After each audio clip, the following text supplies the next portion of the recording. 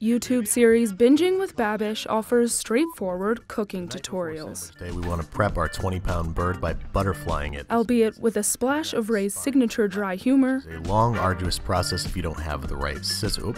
So go out and get some poultry shears because this is really super hard. So viewers can perfectly replicate their favorite on-screen meals in their homes. I humbly place before you my East meets West patented Traeger turkey burger. Parks and Rec came on, and Ron and Chris were having a burger cook-off. Here's mine. It's a hamburger made out of meat on a bun with nothing. And I was like, what would that burger actually taste like in real life? And I was like, oh, I could try it right here. And with that, Binging with Babish was born. At 20 ingredients and 3 hours later, I do not know how Ron's burger could possibly stand up to, oh, it's way better. I mean, it's not even a competition, it's just better. I only intended to make the one. People liked it. I made another one. People liked that. I made another one, and here we are now.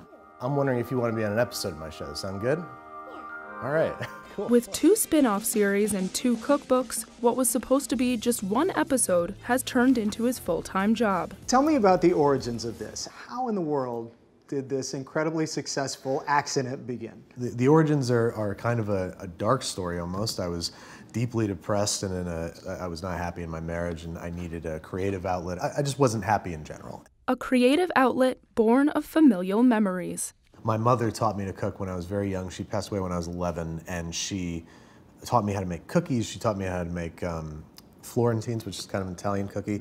She would just go outside and get scoops of snow and pour maple syrup over it and give it to us. And I have a lot of very specific food memories of my childhood. And it's one way that she gets to live on in what I do, and it's one way that I get to feel a little closer to her. Andrew's mother is not the only parental influence in his work. It struck me, your mother Annie loved to cook. Mm-hmm. Your father Douglas is a professor. Yes. And now you are teaching cooking. Yes. Do you think that's, am I being too analytical of you? You're honestly making me realize things I never thought of before. I'm just like, wow, I really am my parents' kid. You're making me realize a lot of things right now. It's like therapy. We don't need the cameras. We're going to throw some salt into the pot here. When it comes to YouTube stardom, Andrew strives to separate himself from the pack. There's definitely an element of narcissism in establishing yourself as an online personality. You do need to be self-absorbed in some ways.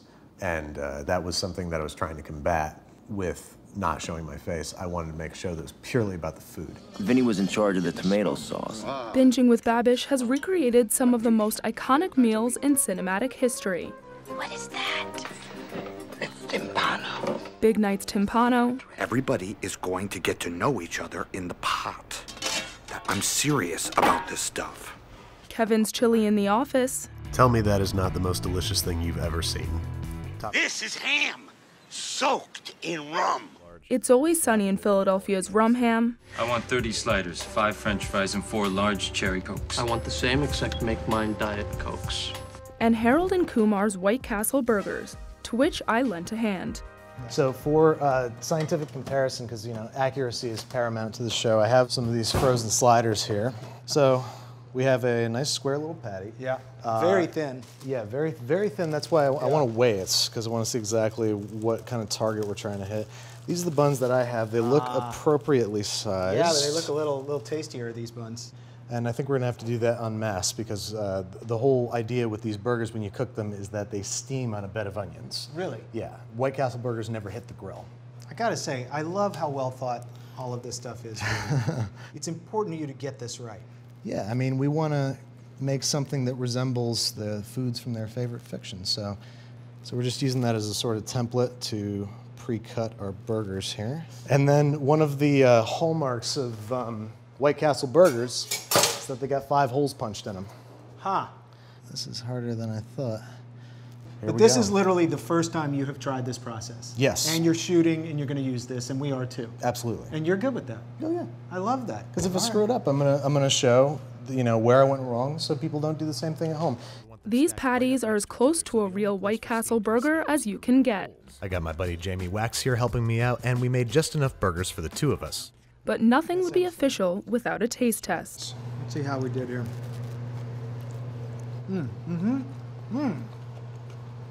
That's really good. It's a solid burger. And it's reminiscent of White Castle. It has the same kind of flavor profile, a bit. Can I have a few for 3 a.m. so I can be sure that they match White Castle? Dude. Nearly 6 million people tune into Andrew's channel to watch him cook, and he asks just one thing of them. You don't like people to call you chef? I didn't earn that title. There are people out there who really went through the ringer and went to culinary school and cut their teeth under chefs that yelled and threw things at them. And I didn't. I'm a home cook that knows how to film and edit things well. My constant feeling with the success of the show is I am going to continue to try and earn what you've given me.